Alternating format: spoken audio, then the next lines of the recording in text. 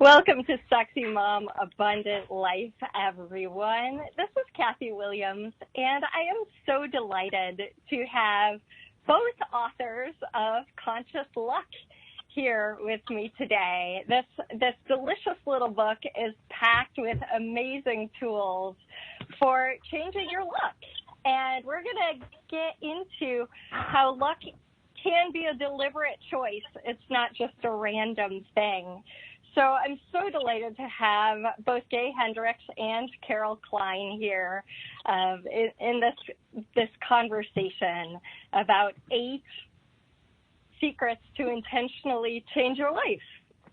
So Gay and Carol are both #1 New York Times best-selling authors, and Gay has written one of my very favorite books, which is The Big Leap. Powerful book, and Conscious Loving, and has been in the field of transformation for many years. And Carol has written, is a co-author of several of the Chicken Soup for the Soul books, and she has a really cool story about becoming a co-author of one of those. And she's also co-authored 14 books. And is just, you know, when I started reading this book, I was familiar with Gay and not so much with Carol, and I just like lit up as I read one of her stories, and I was like, it will be so much fun to have this chat. So welcome to the show. I'm just so delighted to have both of you here. Thank you for being here. Thank you very much. It's great being with you, Kathy. Thank you. And I would just love to have a little background about the book, because you tell the story in Conscious Luck of how, Gay, you started this book, and then Carol was really a catalyst for propelling it forward. Yes, that's a wonderful story. Well, what happened was, after I wrote The Big Leap, which came out about 10 years ago, I sat for a year or two kind of figuring out what does I want to really say next. And the ideas in Conscious Luck kind of crystallized in my mind. And I wrote some of the first half of the book and put it aside. And then I kept bumping into Carol. We live in the same little magical small town in California called Ojai, which is a artists and writers community about 90 minutes north of Los Angeles. And so I would bump into Carol over the zucchini at the farmer's market or in the health food store. And and she would always say, "What are you doing with Conscious Luck?" And so finally we got together, and she took over writing the second half of the book and polished it all up and brought it together. And so here we are with the first 4 chapters are really about all the background ideas and everything, and the last 4 chapters are all about the positive steps you can take and the action steps you can take to bring it all into action. But the whole big bonus of the book is that if you really open up to the ideas in it, your whole life will start getting luckier day by day. Thank you. And it feels that way. You know, I mean, I just completed the whole book. It took me a little while. And the first part is really about making that deliberate commitment. And so I think a lot of people believe that luck is a random thing. Can you talk a little bit about that? Well, I'd love to, because for me it was a big journey. Those 2 words, conscious and luck, I've never seen put together before. Everybody has luck. Something great happens, something bad happens. Luck seems to be not within your control. And what was so haunting about this idea, Gay showed it to me 8 years ago, and I had it as an icon on my desktop, and I'd see it, and I'd say, because it was the original manuscript, and I had saved it onto my desktop, and I didn't ever actually read it again, but that name, just Conscious Luck. How can you make luck a conscious choice, a conscious act? And so it haunted me, and I felt so completely lucky to be able to write this book. When Gay and I discussed it, I said, would you be willing to let me, work on this book with you, collaborate, finish it out for you? And I realized, you'll see in my story, that's part of my story, but it has been the key. One of the conscious things I've done intentionally is to ask for what I want, to put myself out there, to take bold action. So when I looked back on my life after reading the first part of this book and then doing research, I found that, that has been one of the big foundations of my luck, is that taking bold action, asking for what I want. But there were other things, and Gay brings them. Gay started out talking about the commitment to luck, and then clearing away your barriers to luck. And then in a very unique way, I think this was what is so fantastic for so many people. They've never heard this. How can you take shame and turn that into a magnet, and that space it holds in your body energetically? How can you turn that around? So I think the meta shift, we'll get into more of the other secrets, I think, but the meta shift for me was, we interviewed someone, and her name was Tina Selig, and she is a professor at Stanford, and her quote, that luck, most people think of luck as a lightning strike, isolated, dramatic, and random, where in fact luck is a wind that's always blowing, and it's up to you to raise your sail and harness it. So that meta shift, that, oh my goodness, it's not something outside my control. It's not external. It's something I can do. I can put myself in the winds of luck to harness them. That is so beautiful. I love that. It's like a wind that's always blowing. It makes me think of, I like to say that the universe is always saying yes. And what you believe, the universe is, blowing, I guess, in a way. And so I would love to just look at that idea of the shame and changing it into luck, because for me that was such a powerful exercise. I would love for listeners to hear at least a part of that. Yes, thanks, Kathy. Well, that came out of an actual personal experience of mine that set me off on this path, because about 30 years ago, my brother and I were down in Florida at my mother's house, kind of cleaning it up and cleaning it out, preparing it to be sold after my mother passed away in 1990. And I came across this. I was putting away a picture frame, and an envelope with a letter in it fell out of the back of the picture frame, where it had obviously been stuck in there so many years ago, because the postmark on it was 1945, which was the year I was born. And wow. So I picked, it was a stunner moment for me. And I opened the envelope and I pulled it out. And then my whole life transformed, because the letter was a letter from my mother's church group to my mother, begging her to come out of the house, not to stay locked in her house after my birth. And the whole letter was about, Norma, we accept you. I know you feel ashamed about the birth and that kind of thing, and the way it happened, but we love you and accept you, and we'd do anything to have you come back. Please leave the house. Come, don't stay locked in. And I felt this feeling wash over me that I'd never really known about before. I realized that I'd spent the first part of my life, the first 9 months of my life, gestated in shame, having the experience of shame all around me. And suddenly I could feel it in my body, how I had picked it up and opened up to it in my body unconsciously. But I didn't really, it was kind of like a light going on in areas of my body that I'd never paid attention to. And I realized I had stored up all of this shame in my body.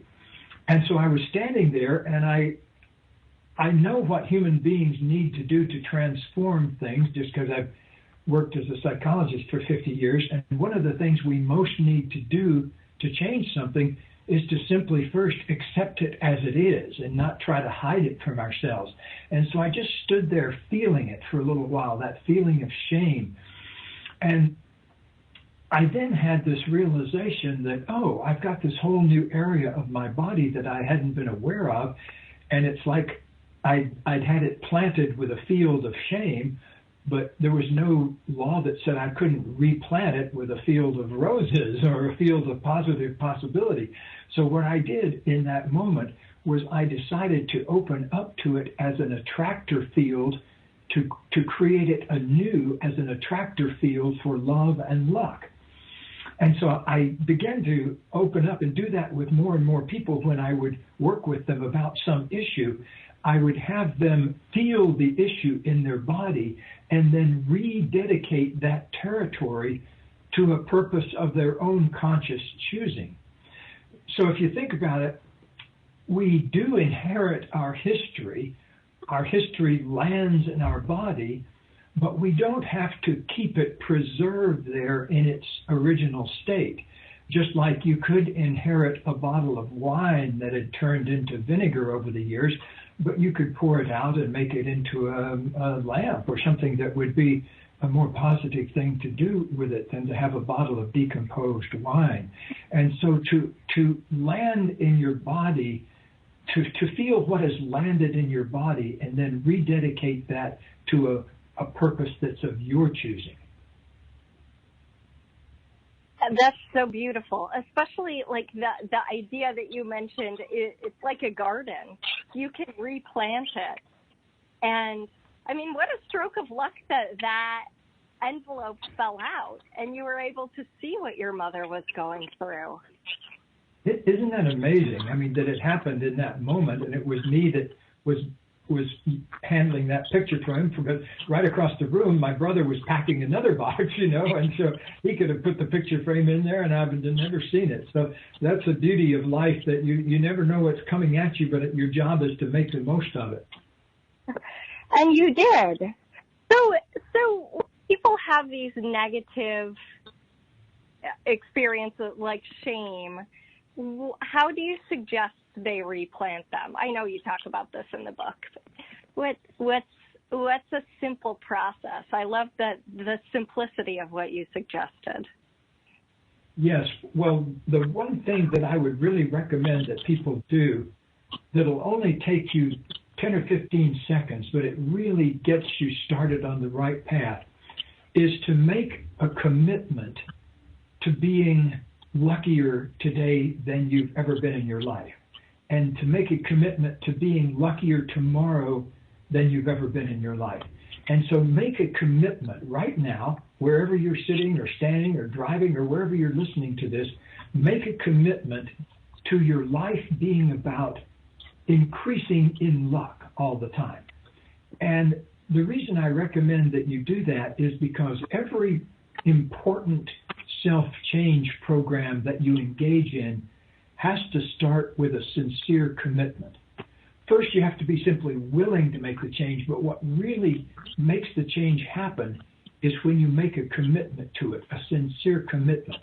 So if you can make a sincere commitment this moment to being luckier every day of your life, that's a great place to start and begin to open up, to kind of uncover all of those old feelings like shame and everything else that you can then replant with a new crop in your garden. That is the first of your 8 secrets. Commit to be a VLP, a very lucky person.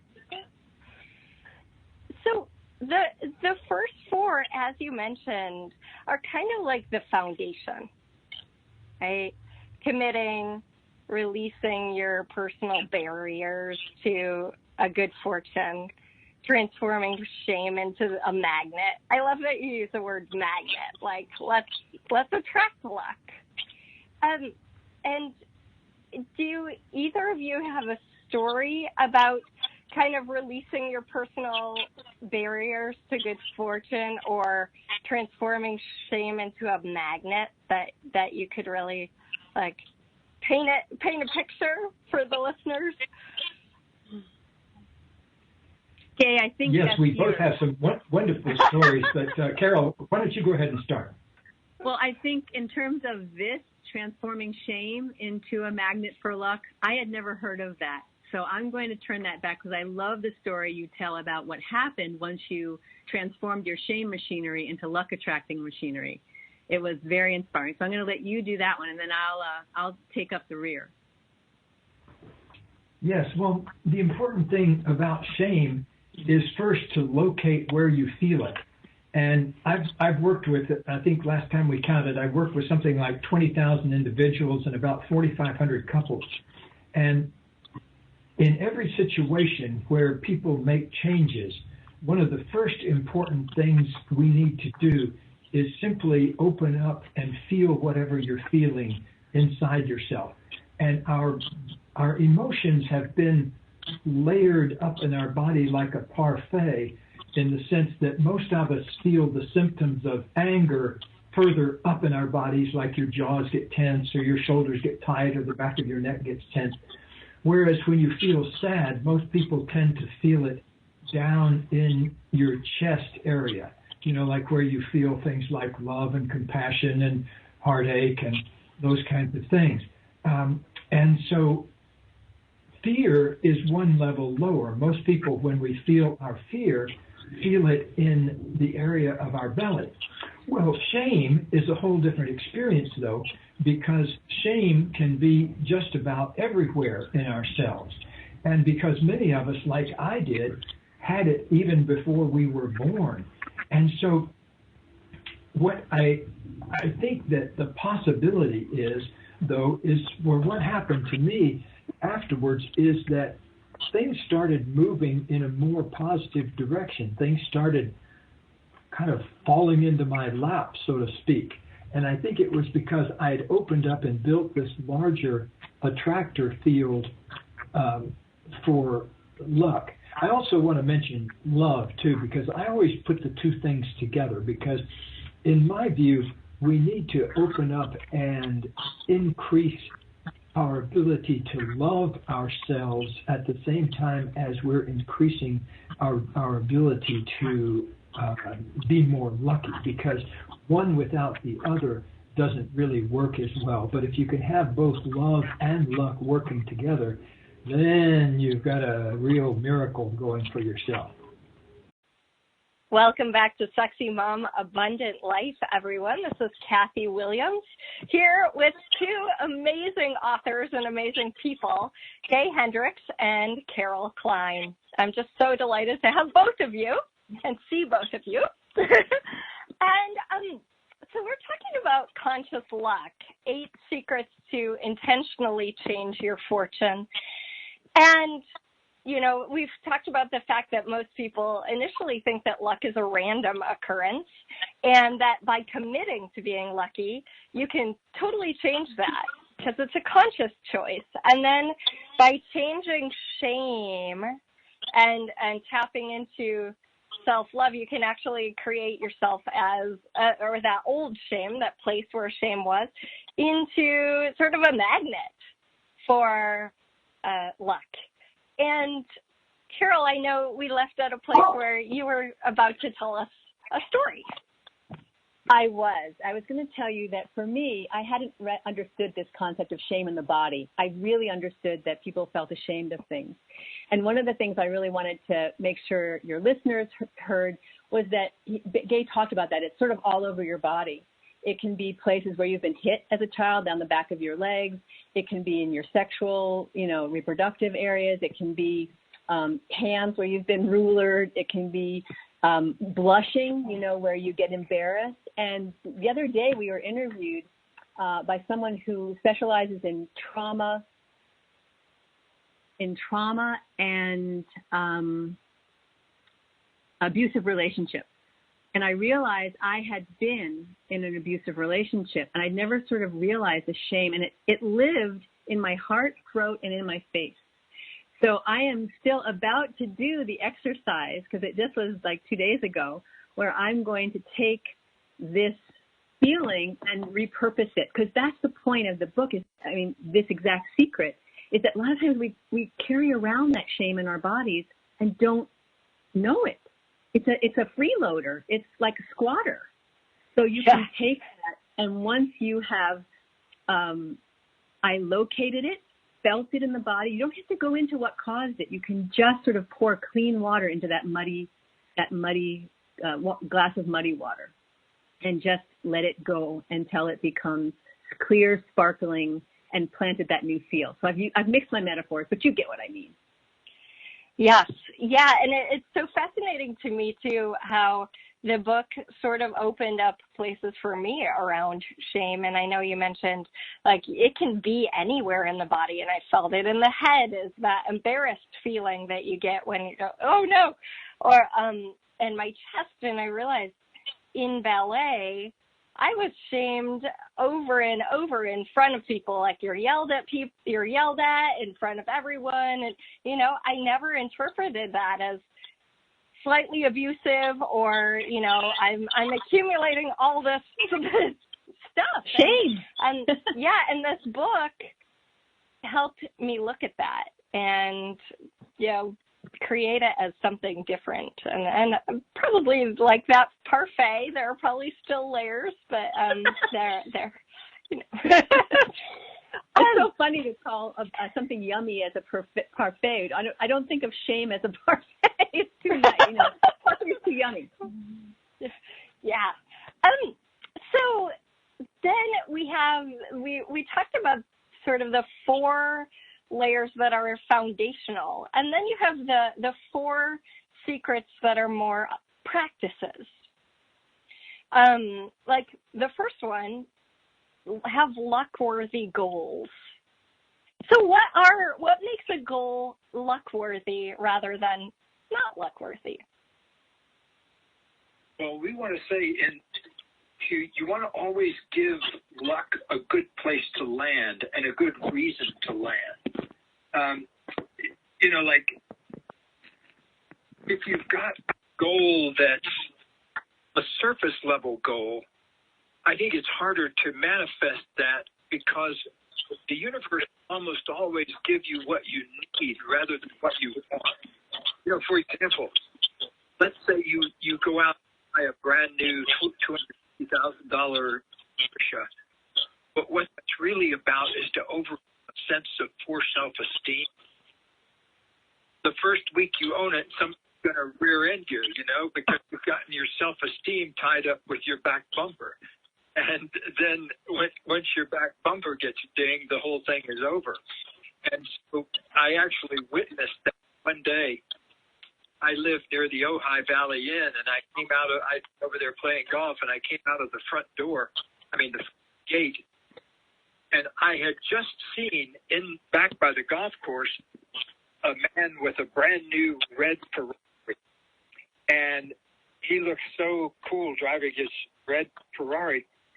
Then later on, I came out of the inn, and his car had broken down outside the front door of the inn, and his hood was up, and I could hear him screaming on his phone, you know, no doubt screaming to the Ferrari dealer, you know, because my $250,000 car isn't supposed to break down on the road here right outside the Ojai Valley Inn where everybody can see me.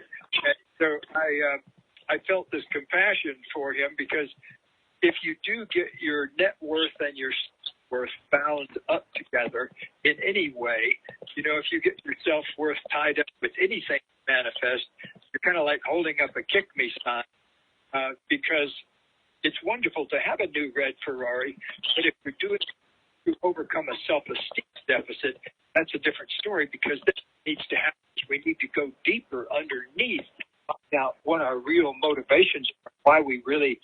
Does it come out of a sense of scarcity, for example? Is he trying to make up an old sense of scarcity?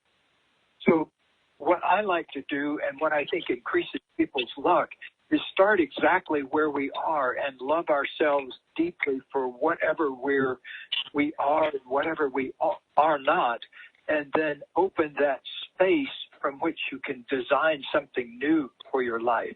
So the first moment is a moment of love and compassion for yourself, and then the next moment is a moment of creating your divine ability to create what you most want to have in the world.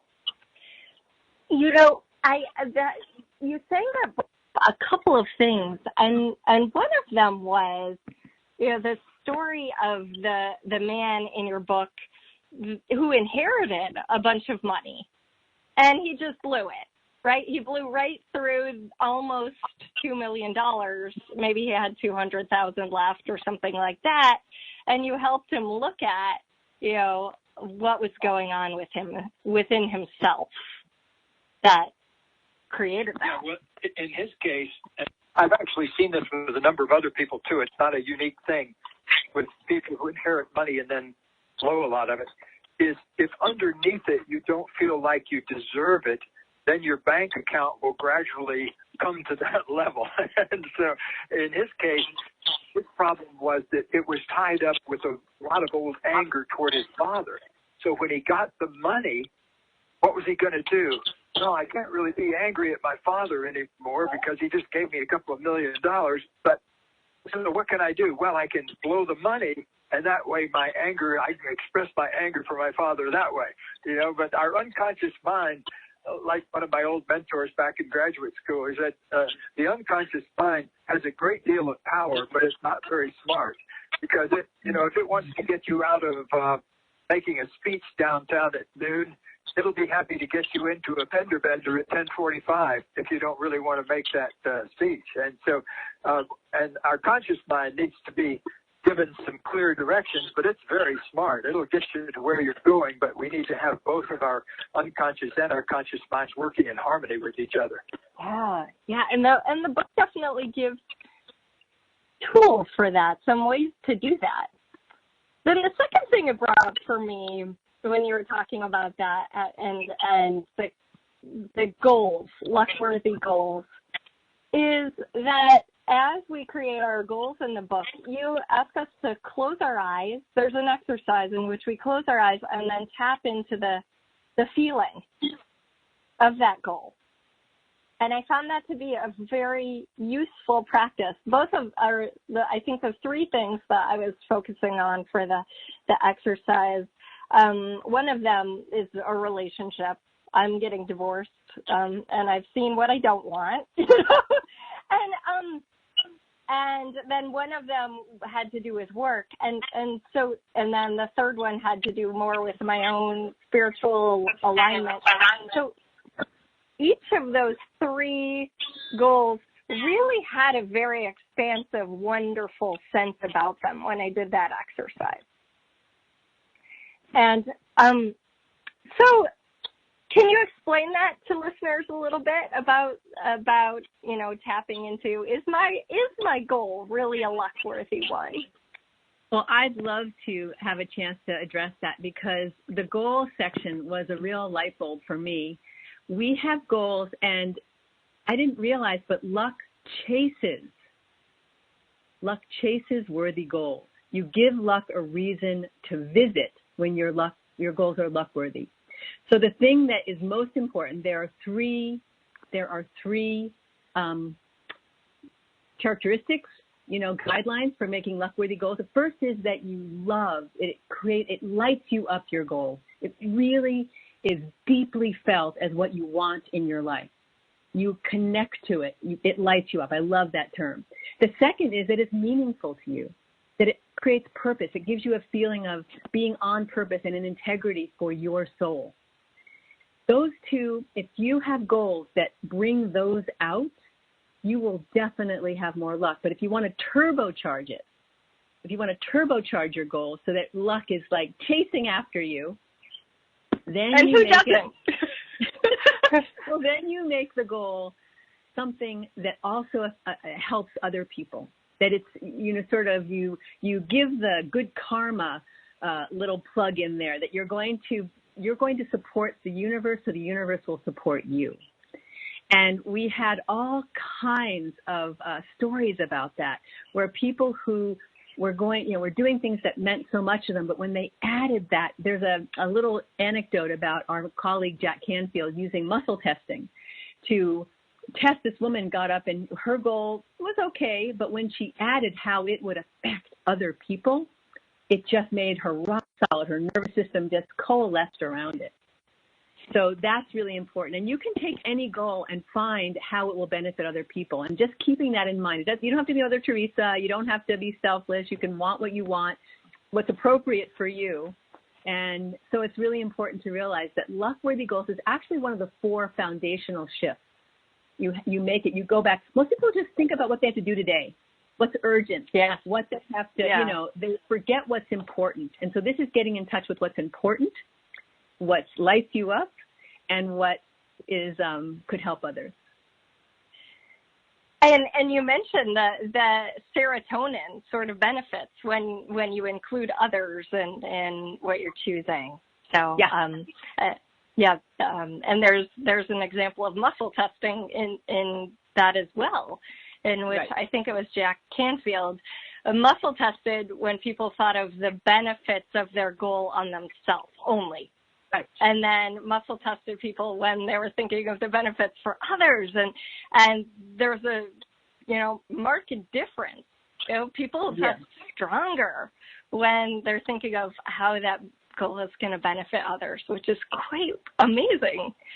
Well, you know what's interesting, Kathy, is that Darwin actually didn't say survival of the fittest. He said survival of the kindest. That people who cooperate, who help the whole cooperative, the team, the tribe, they actually survived better. So there was definitely a miss. They went down the wrong road with what he really meant. Yeah, it's so funny that was misconstrued. Now, both of you have mentioned taking, some kind of bold action or risk. And I would love for you to talk about how that relates to being lucky. Bold action can be even very quiet action, because when you think of bold action, you sometimes think of kind of thing. But I tell a story in the book of getting in the right place at the right time is so important too. And there was this moment when I was changing planes in the Dallas airport some years ago, and my plane was late, and I was madly running from one end of the Dallas airport to the other. I had about a mile to cover and got on the little train and everything. And about halfway to the other gate, I saw that my plane said it was had finished boarding. And so I kind of eased up and enjoyed myself. And so I walked leisurely over there and quit running. And as I got closer to the podium, there was this man there throwing a temper tantrum about not being able to get on the plane.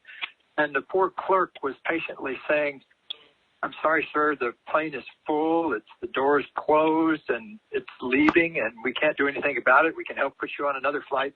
And this guy was going ballistic. He was saying, "I am Humphrey T. Hollingsworth III, and you may not treat me this way. I'm going to sue this airline for every cent you own." He was on one of those airplane day rants. And so I just kind of breathed and felt some compassion for the clerk, and then I stepped up into the place when the man went off up the concourse, and I said something like, "Rough day" or something, and the clerk said, "You wouldn't believe it." And I said, "I don't know if there's any possibility, but I did want to go to New York on this flight, and it sounds like things are full, but that's my situation."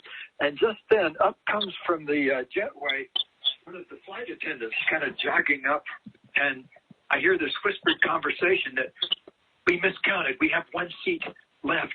And I saw the clerk kind of look up the concourse to where Humphrey T. Hollingsworth was standing up there and still ranting. And then the clerk turned to me and said, "We've got a seat available. It's in first class." And so I went from no seat to first class in about 1 minute there, because of just kind of easing up and getting there at the right time. And to me, that's bold action, because it's action in service of your goal, whatever the service. And if you can do it in an open-hearted way, I think your chances of getting to where you're going is so much easier than when you make a big fuss about things. And I love that you mentioned that, because in a way, so many people think of striving or efforting, and there was really, as you tell the story in the book, you talked about coming back to your essence pace. I think that's what it was, the essence pace. And what is that, and how did you recalibrate back to that? Yes, well, I first started noticing this in couples therapy many years ago when I worked with a couple who'd come my wife and I, when we see couples, sometimes they come from out of state or sometimes out of country, and they stay here for a couple of days, and they're the only people we work with. So I worked intensively with this couple, and for a break one day, we went out for a walk, the four of us. It's a beautiful day at the time in Colorado, and so we went out for this walk, and I noticed that she was way out in front of him. She was kind of a rapid, purposeful walker, and he was a kind of an ambling, slow-moving guy.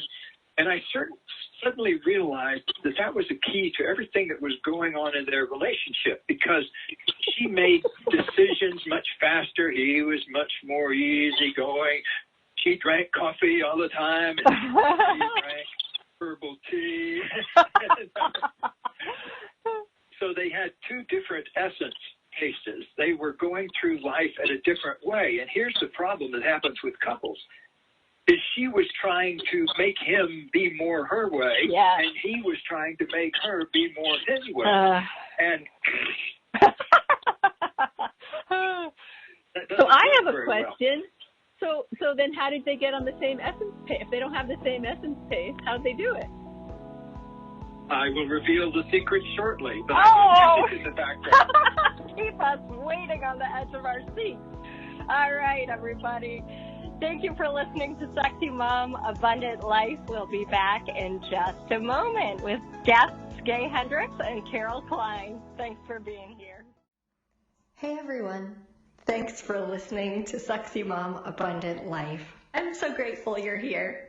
As a listener, you can pop over to meetkathywilliams.com and get 20% off any item in the shop, including videos, energy pulls, even private sessions, by entering the code SMRadio.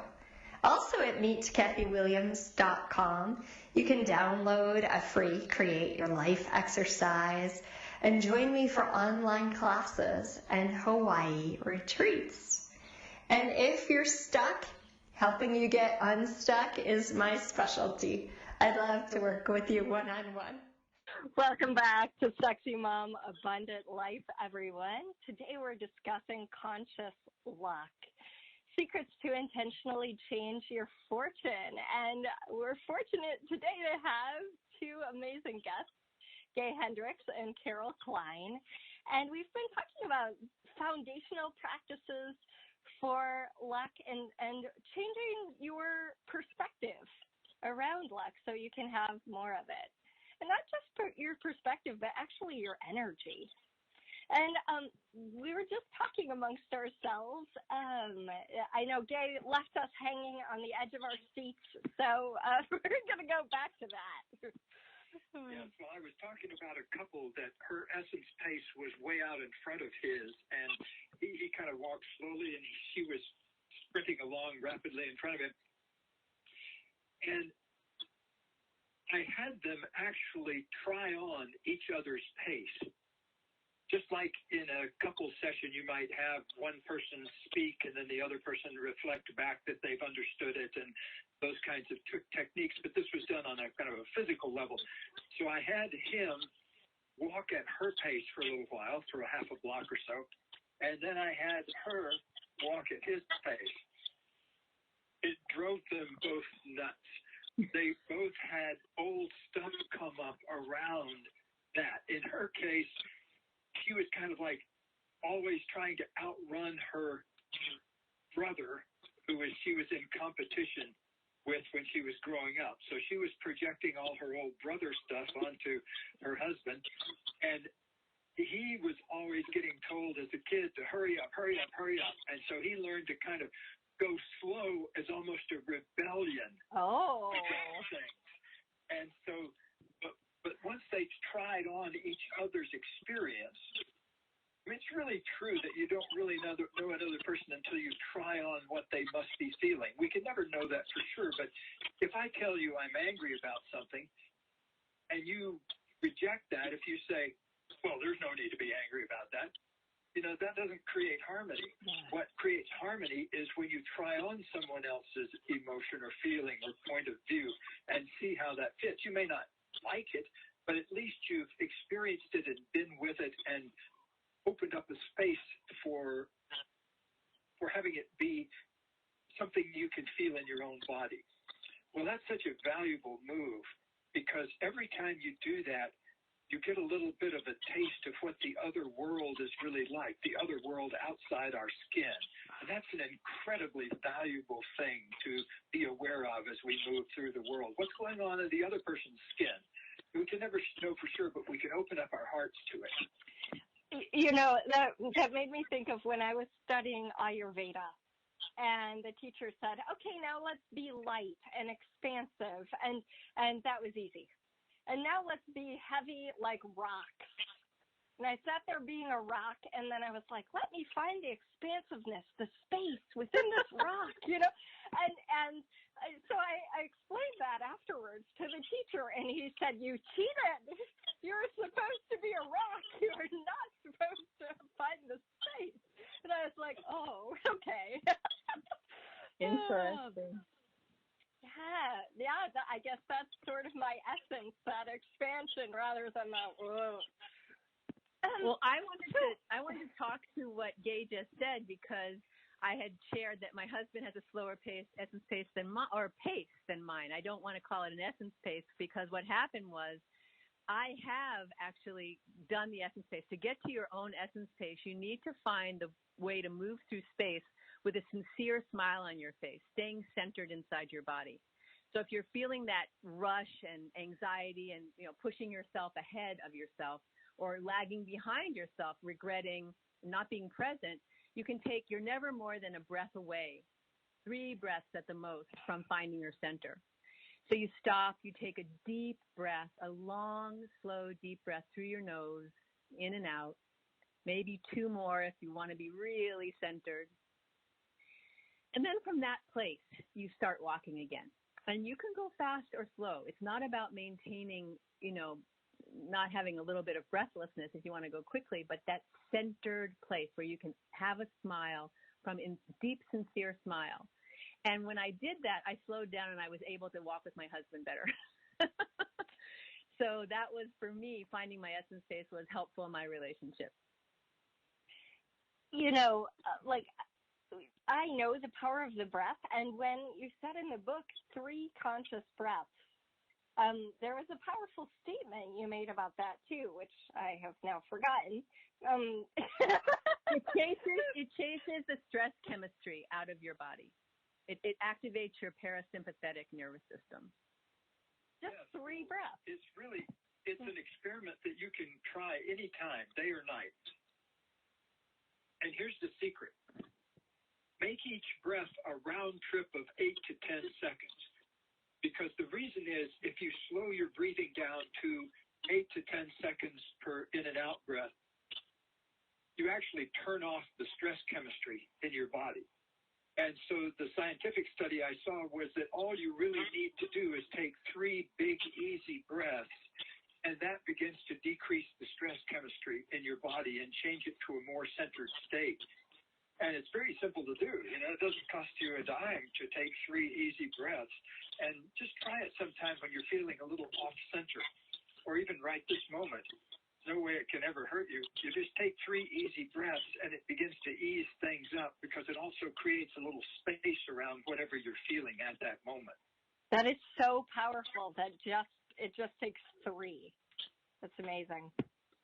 So one of the next steps that you suggest for being lucky is finding your lucky tribe, and also then being in the right place at the right time, which I think a lot of us also think is a little bit synchronicity, random sort of hope, you know, is involved, but it's just like, how do you do that?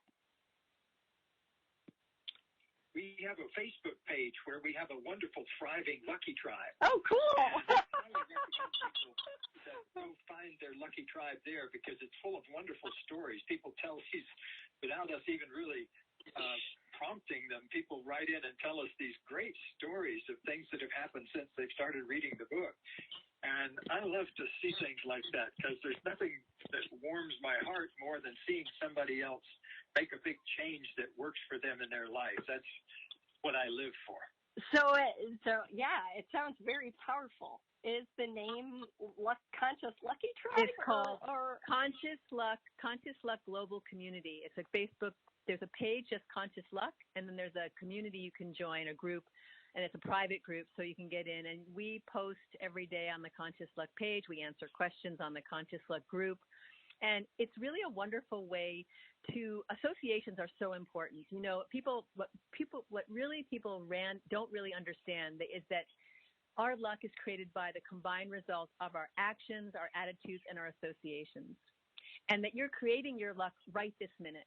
So why not create it consciously to be good fortune, because the people around you can bring you down. How many people do you have in your life that you share victim stories almost exclusively? You get on the phone and you complain and commiserate and awfulize about whatever's going on. It can be personal, it can be global, it can be political, whatever. And those people, even though we love them, they can often have a very negative effect on our luck because they keep us in this place of negativity and contraction. So in the book, we have an exercise you can do to identify those people, and we don't have to cut them out of our lives. We have to get stronger. We might want to minimize their stay at this point. Maybe rather than 2 hours, we spend 20 minutes with them. But then we actually have a story of a young man whose family was the unlucky tribe for him, and he had to move just far away, so he wasn't there every day in their orbit. But he kept a great relationship with them. So you don't have to cut these people out. And you can have a virtual lucky tribe, which is what we invite people to do who are on their conscious luck journey together. That is so cool. I love that that's available. And the exercise of going through your phone and sensing the energy and the connection of each person, profound. Yeah. So, then what about being at the right place at the right time? It's part of the art of conscious luck is to learn how to move through life at a pace that puts you at the right place in the right time in the sense of having things line up to support you.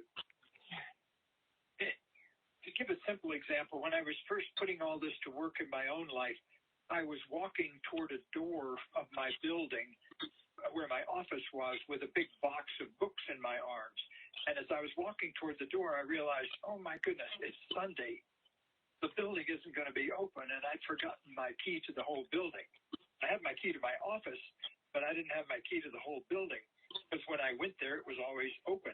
Oh. And so, but as I was walking toward the door and having this realization, and my heart was thinking, suddenly, the door opened from the other side, and somebody came out and held the door for me, and I walked right through. It was probably the only other person that was in the building that afternoon. It just happened to be right there. And so that's what I mean by moving through life so that you have those kinds of experiences.